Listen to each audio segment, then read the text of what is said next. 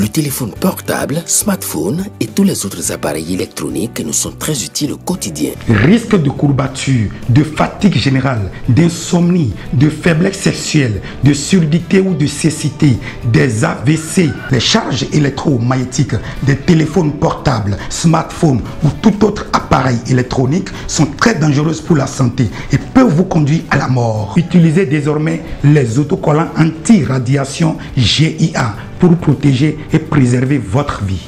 Les amis, faites comme moi, Gégé Lapino, en adoptant DMA GIA.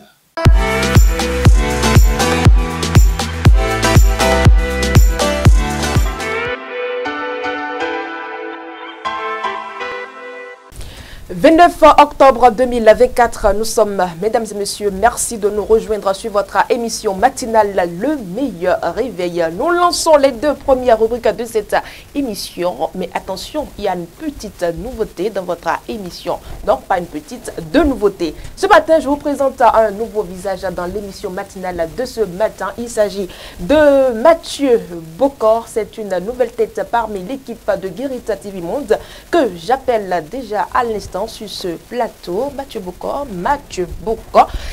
Et voilà, il est là, il est avec nous. Mathieu Bokor, bien le bonjour. Bonjour Latifat Kourenou, bonjour à tous les amis téléspectateurs. Alors, c'est avec vous. Vous êtes d'abord le nouveau visage de Guérita TV Monde et nous allons ensemble démarrer cette émission. Nous allons prendre d'abord connaissance de l'actualité. Nous démarrons tout de suite et maintenant par la revue des titres. Allez Latifat, on commence par le quotidien Maison. La Guérite qui placade en manchette. Rupturier engagé depuis 2016 à renvoyer Blas une conviction et une fidélité irréprochable. Campagne nationale contre le cancer du sein. Les élèves du CEG reçoivent la dynamique chat. Ce qui veut dire tout simplement, mesdames et messieurs, Christelle Rondonougo. Aliosa, 4e session ordinaire de la mairie de Cotonou. Gatien Diagboni lance les travaux et puis commune d'Adiara, les 6 arrondissements végètent toujours dans l'insalubrité. Les commerçants courent le risque de cancer, prévient docteur Ayedoun. Et puis en matière d'inhalation des vapeurs d'essence, je le répète, les commerçants courent le risque de cancer, prévient docteur Ayedoun. Et puis, nous allons nous intéresser au quotidien béninois libéré, déclaration de 2, jeunesse opposée de Parakou, sur le malentendu Batokor-Badamansi. On sait maintenant là où la drogue et le sodabi sauvage ont démoli les cerveaux. Badamassi doit continuer le combat de développement de Parakou, malade de sa jeunesse oisive et résignée. Placade béninois libéré.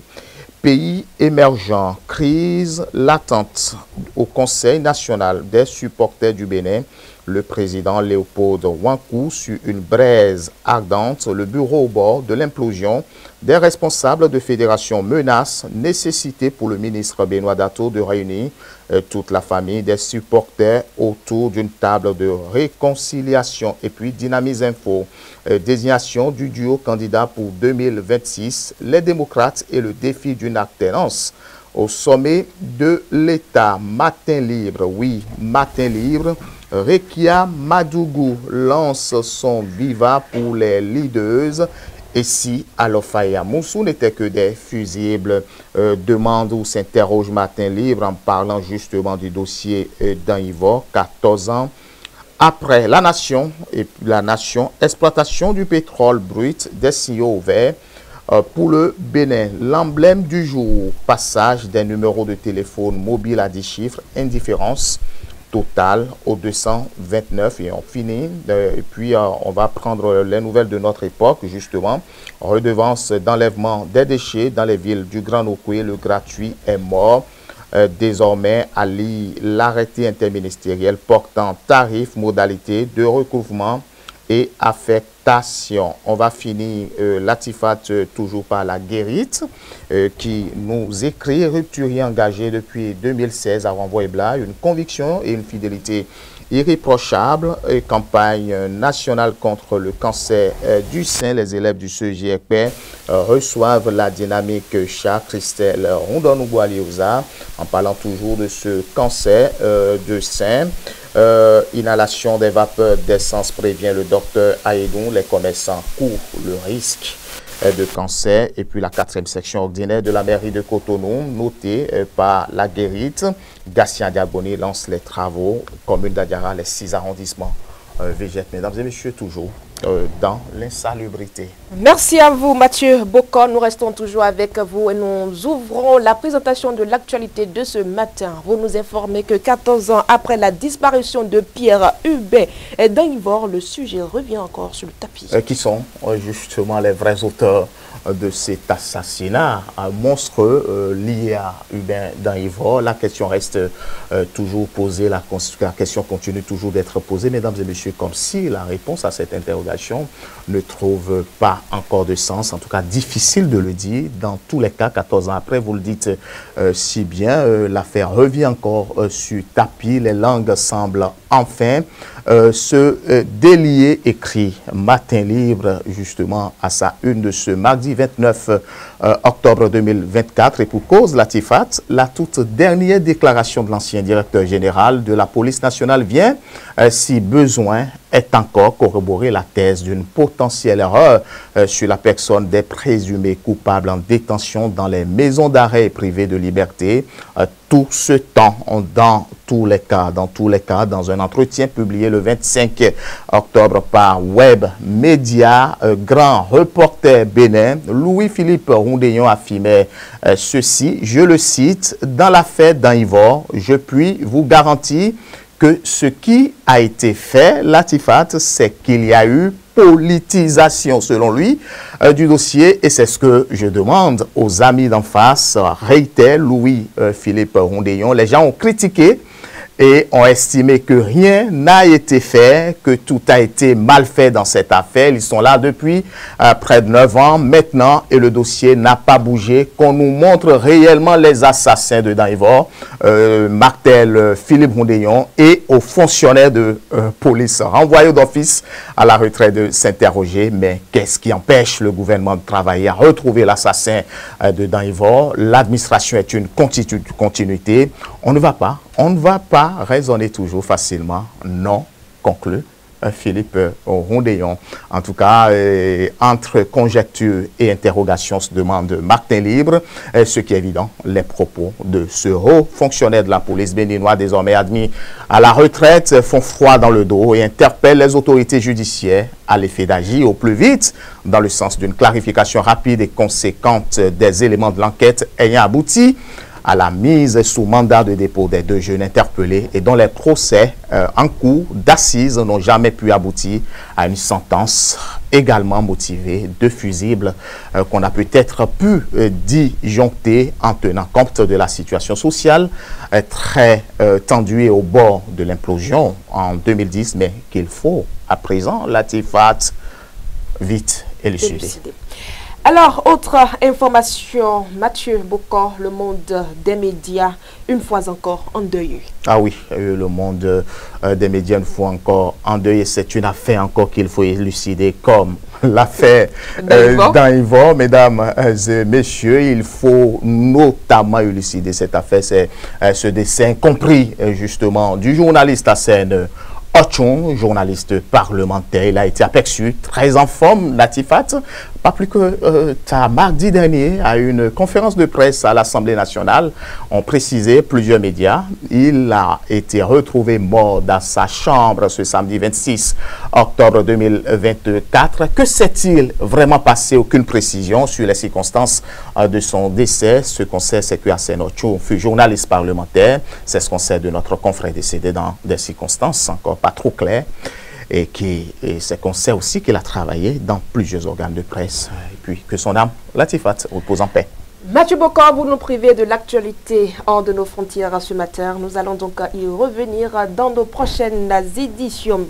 Pour le moment, nous passons aux actualités sportives. Rodrigue, Ballon d'Or.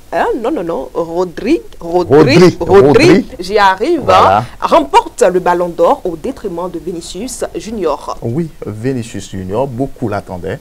Malheureusement, Rodri a décroché le Ballon d'Or. Il faut préciser, mesdames et messieurs, que Rodri a été sacré Ballon d'Or. Le Real Madrid qui boycotte, et pourtant Madrid se trouve bien en haut de cette affiche ce lundi soir. Mais à la surprise générale, Latifat, grâce à un représentant du Real, vainqueur de la Ligue des Champions, Vinicius Junior, n'a pas réussi à convaincre le jury d'en faire le successeur des Brésiliens, Ronaldo, Rivaldo, Ronaldinho ou Kaka.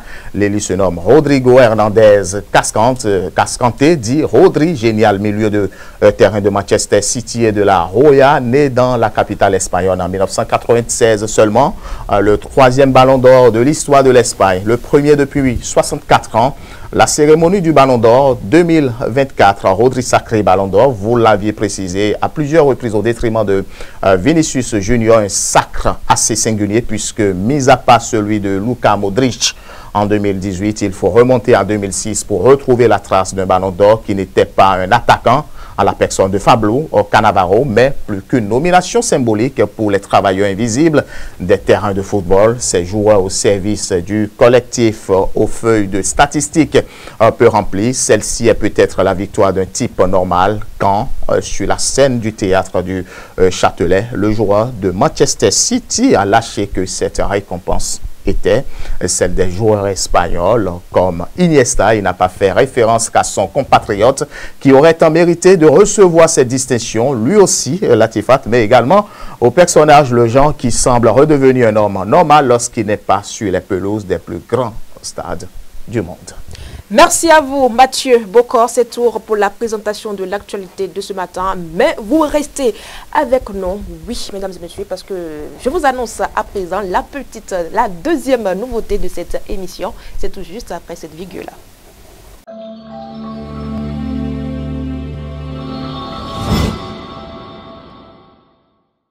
Le forum matinal, c'est la petite touche que nous apportons à votre émission matinale, mesdames et messieurs. Mathieu Bokor est encore sur ce plateau pour le premier exercice de votre émission. Mathieu Bokor, depuis le début de l'année 2024, on peut dire que chaque mois, le monde médiatique ne cesse d'enregistrer des cas de mort.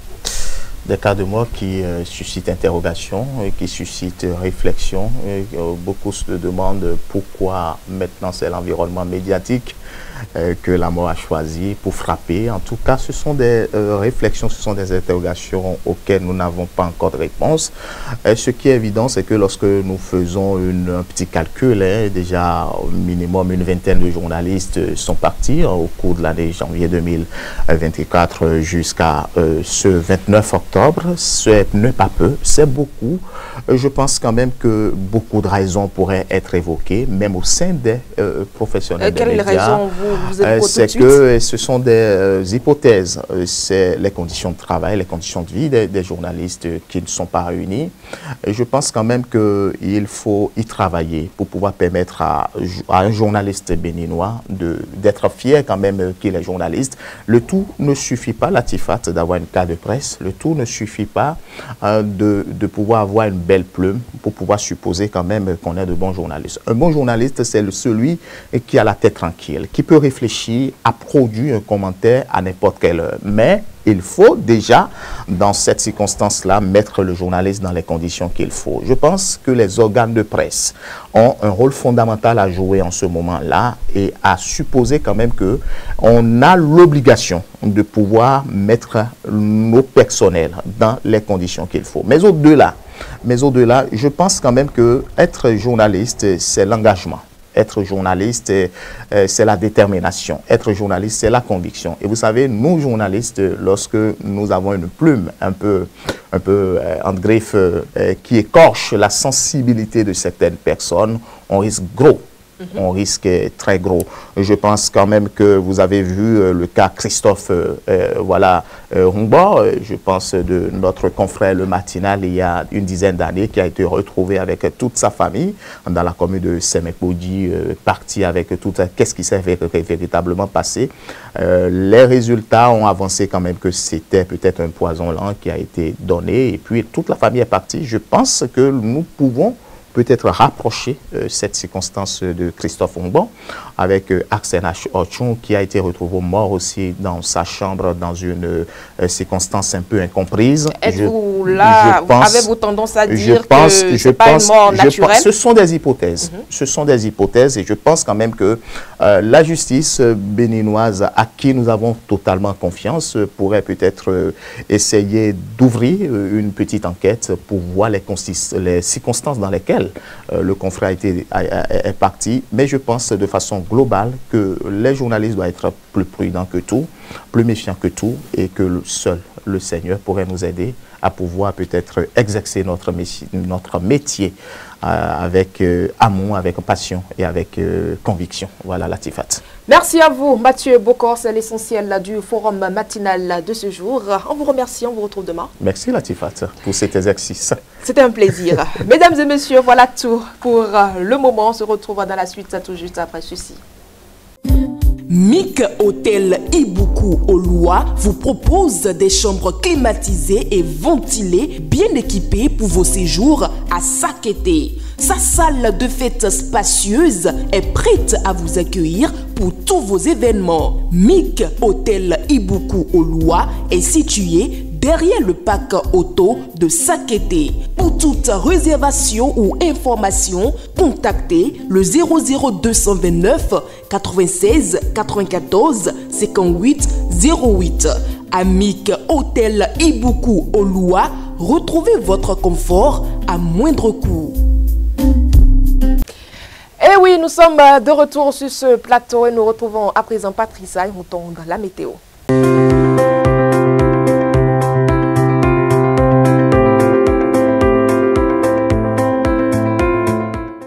Amis internautes de Guéré TV Monde, bonjour. Nous sommes mardi 29 octobre 2024. Voici la page météorologique de ce jour. Ce matin à Cotonou, nous aurons un ciel se dégageant mais persistance d'un risque orageux. Quelques averses par endroits dans la ville de Cotonou. La température ce matin sera de 26 degrés Celsius et le vent oscillera des alentours de 15 km par heure. Développement d'orage et quelques fortes averses dans l'après-midi à Cotonou. La température cet après-midi pour Cotonou atteindra les 29 degrés Celsius et le vent oscillera des alentours de 15 km par heure. Beau temps malgré quelques passages nuageux avec tombant en début de soirée. La température dans la soirée à Cotonou sera de 26 degrés Celsius et le vent oscillera des alentours de 15 km par heure. Dans la nuit, nous aurons un ciel éclairci avec formation brumeuse possible. La température cette nuit sera de 26 degrés Celsius et le vent oscillera des alentours de 15 km par heure. Il est important de savoir qu'aujourd'hui à Cotonou, le temps se dégradera en devenant de plus en plus instable. Les températures fluctueront entre 26 et 29 degrés Celsius au cours de cette même journée. Excellente suite de journée à tous et à demain.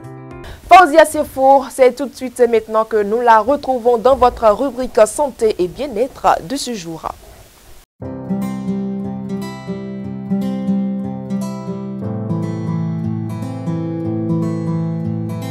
Latifat Kawenou, dans la rubrique santé et bien-être d'aujourd'hui, nous parlons de la berlyose, une menace silencieuse pour la santé des travailleurs. La berlyose, aussi appelée maladie de beryllium, est une maladie pulmonaire rare mais grave causée par l'exposition au beryllium, un métal utilisé dans plusieurs industries, notamment l'aéronautique, l'automobile, l'électronique et le secteur des énergies. Elle touche les personnes qui inhalent ou ingèrent des particules de beryllium pouvant causer une réaction immunitaire sévère. Cette condition est souvent observée chez les travailleurs exposés sans protection suffisante dans des environnements industriels.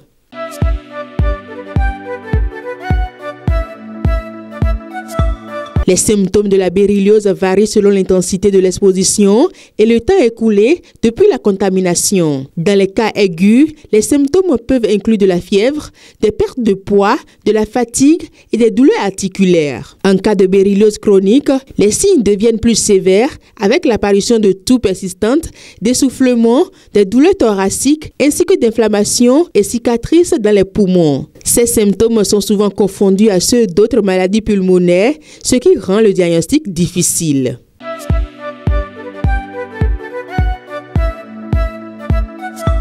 La béryliose est directement causée par l'inhalation ou l'absorption de beryllium. Le métal sous forme de poussière ou de vapeur pénètre dans le système respiratoire et provoque une réponse immunitaire excessive. Les travailleurs exposés au beryllium sont les plus à risque, notamment dans les industries manufacturières et d'extraction. Le manque d'équipement de protection ou de ventilation adéquate accentue le danger, tout comme la manipulation incorrecte du matériau. Cette maladie peut survenir après des années d'exposition répétée ou même après une courte exposition pour les individus plus sensibles.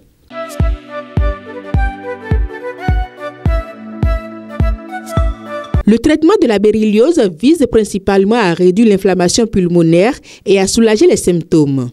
Des corticostéroïdes sont souvent prescrits pour atténuer l'inflammation et améliorer la capacité respiratoire. Dans les cas avancés, des immunosuppresseurs peuvent être utilisés pour régler la réaction immunitaire excessive. Les patients doivent être surveillés de près pour évaluer l'évolution de la maladie. Dans les cas extrêmes, une greffe pulmonaire peut être envisagée, bien que cette option soit rare. La prévention de nouvelles expositions est essentielle pour éviter une aggravation de la maladie.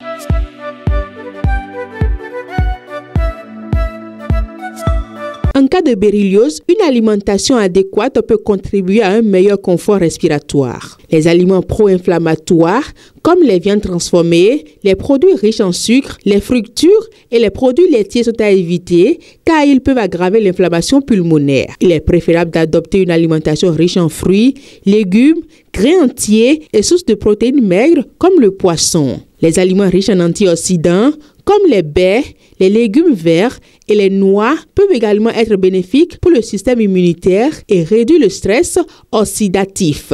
L'interview matinale de ce numéro de votre émission, Le meilleur réveil, c'est tout juste après la virgule publicitaire. Le téléphone portable, smartphone et tous les autres appareils électroniques nous sont très utiles au quotidien. Risque de courbature, de fatigue générale, d'insomnie, de faiblesse sexuelle, de surdité ou de cécité, des AVC, les charges électromagnétiques des téléphones portables, smartphones ou tout autre appareil électronique sont très dangereuses pour la santé et peuvent vous conduire à la mort. Utilisez désormais les autocollants anti-radiation GIA pour protéger et préserver votre vie. Les amis, faites comme moi, Gégé Lapino, en adoptant DMA GIA. MIC Hôtel Ibuku Oloa vous propose des chambres climatisées et ventilées, bien équipées pour vos séjours à Sakété. Sa salle de fête spacieuse est prête à vous accueillir pour tous vos événements. MIC Hôtel Ibuku Oloa est situé derrière le parc auto de Sakété. Pour toute réservation ou information, contactez le 00229 96 94 58 08. Amic Hôtel Ibuku Oloa, retrouvez votre confort à moindre coût.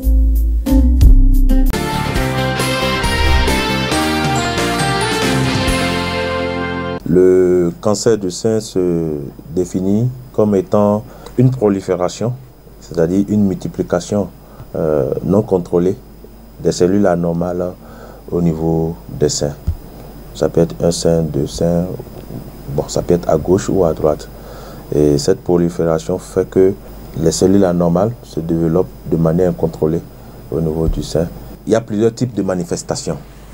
Il peut s'agir de la peau au niveau du sein qui prend l'aspect de peau d'orange. Il peut s'agir d'une douleur ou tension mammaire, c'est-à-dire que les seins commencent par faire mal du jour au lendemain. Et il peut s'agir parfois d'une tuméfaction, c'est-à-dire qu'il y a un gonflement, d'accord, au niveau des seins, toute anomalie, c'est-à-dire des manifestations qui, d'accord, d'un jour au lendemain, commencent par se présenter au niveau des seins et qu'on ne contrôle pas, doit pouvoir amener, d'accord, tout sujet à se rendre dans le centre de santé le plus proche pour pouvoir mieux comprendre. Alors, le cancer du sein, il faut mieux le comprendre, n'attaque que les femmes. On peut avoir le cancer du sein aussi bien chez l'homme que chez la femme. Seulement que c'est plus, d'accord, développé chez les femmes que chez les hommes. Ça peut prendre toutes les catégories d'âge. Adolescente, adulte jeune, troisième âge. Ça peut prendre toutes les catégories d'âge. Raison pour laquelle, lorsque ça survient. Et c'est un cancer qui survient même aujourd'hui de plus en plus chez les sujets jeunes que chez les sujets adultes.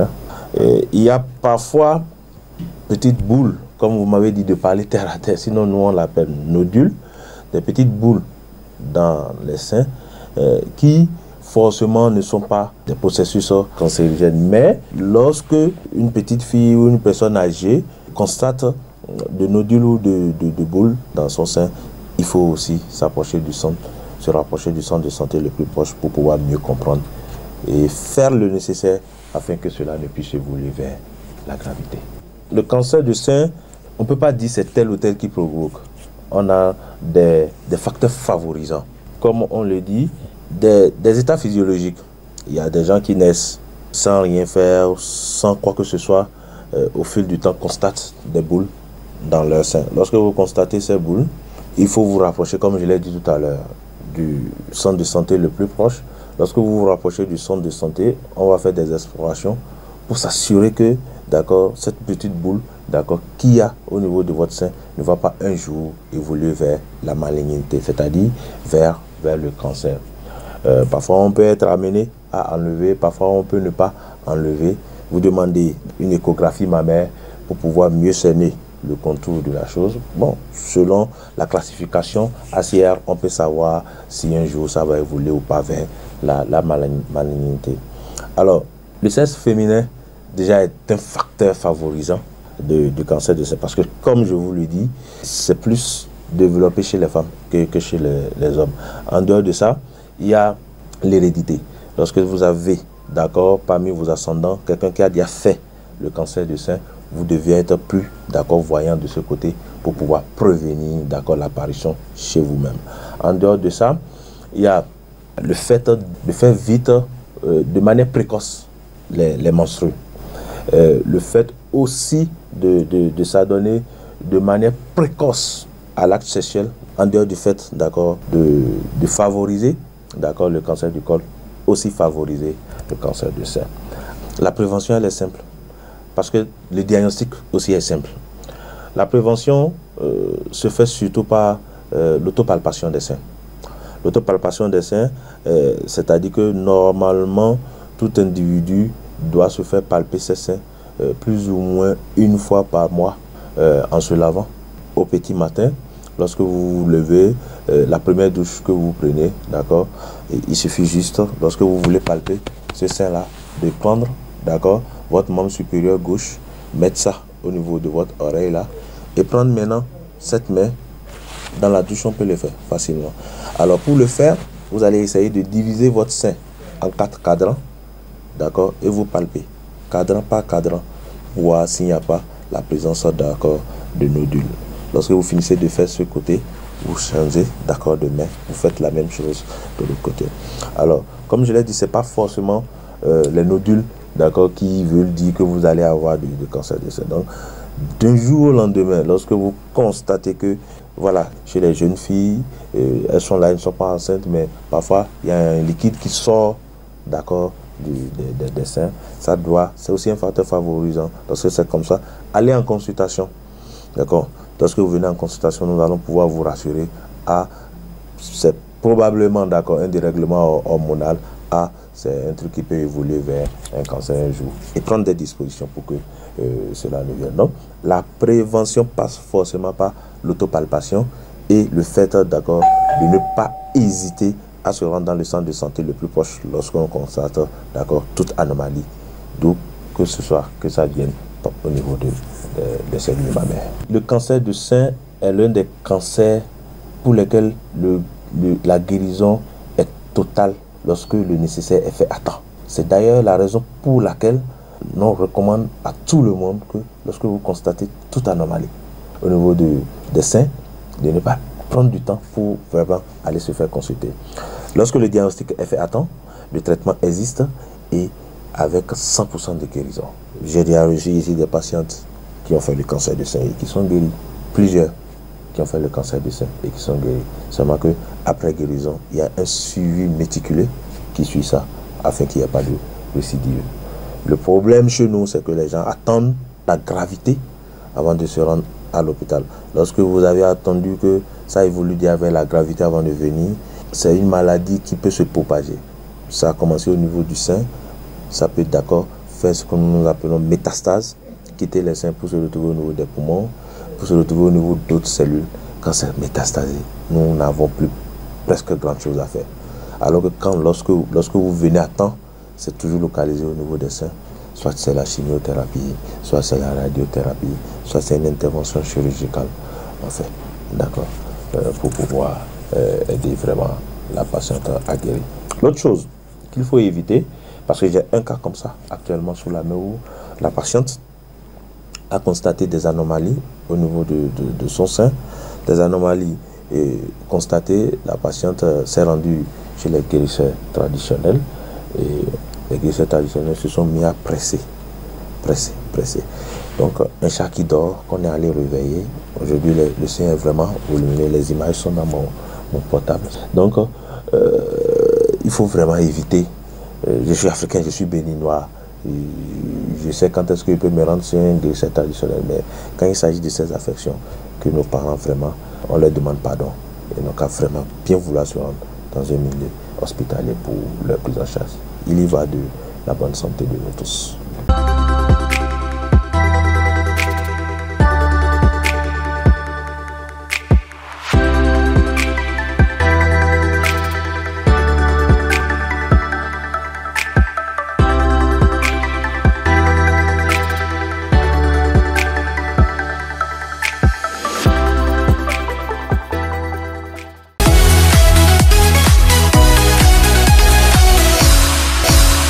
Voilà donc qui annonce la dernière rubrique de votre émission matinale. Nous sommes bel et bien dans le coin cuisine. Faouzia Sefou, bien le bonjour.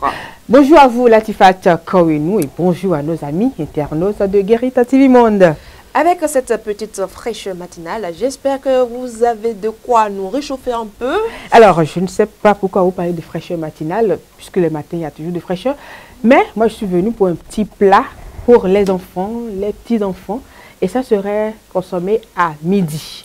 Je vais leur faire de la patate douce aux légumes appelés amarantes, ce qu'on a préparé hier. C'est possible de mélanger la patate douce avec l'amarante et des fruits.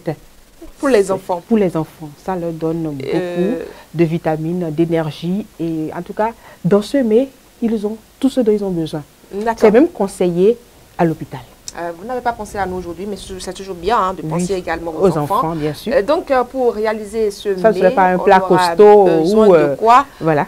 Donc, pour réaliser ce mets, on aura besoin notamment des patates douces, la quantité selon ceux-là, les enfants qui veulent manger. Les grands aussi peuvent consommer, il n'y a même pas de souci par rapport à ça. On aura besoin aussi des feuilles d'amarante. Ça se prépare avec de l'huile rouge, parce que vous savez, l'huile rouge a de vitamines plus que l'huile d'arachide. Donc, on utilise l'huile rouge. On va avoir besoin des fruitins. Voilà, ces poissons vraiment adorés des enfants et qui leur apportent beaucoup de nutriments.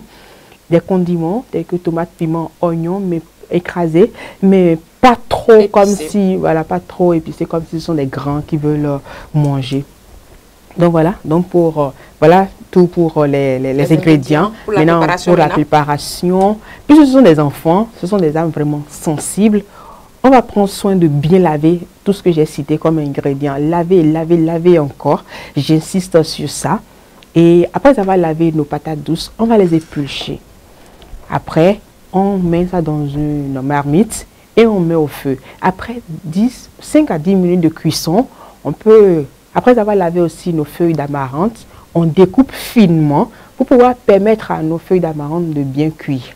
On renverse dans notre patate douce qui était déjà en pleine cuisson au feu. On renverse dessus, on laisse encore mijoter quelques minutes et c'est après on met le condiment écrasé, en tout cas tout en prenant soin de ne pas trop doser, j'utilise le terme, pour que ça puisse être consommable pour les enfants.